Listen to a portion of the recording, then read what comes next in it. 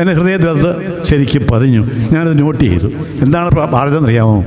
People usually pray only when they are in pains, as if God were a painkiller. But this is not real prayer. അർത്ഥം മനസ്സിലായോ? ആളുകൾ സാധാരണയായി വേദനയും പ്രയാസങ്ങളും വരുമ്പോൾ ദൈവത്തോട് പ്രാർത്ഥിക്കുന്നു, ദൈവത്തെ ഒരു വേദന സംഹാരി എന്ന പോലെ. പക്ഷെ ഇതല്ല ശരിയായ പ്രാർത്ഥന. പാരസെറ്റമോൾ എപ്പോൾ കഴിക്കും?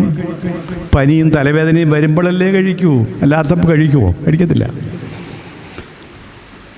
ആ സൂക്തത്തിൽ പറയുന്നു ശരിയായ പ്രാർത്ഥന ഇതല്ലെന്ന്.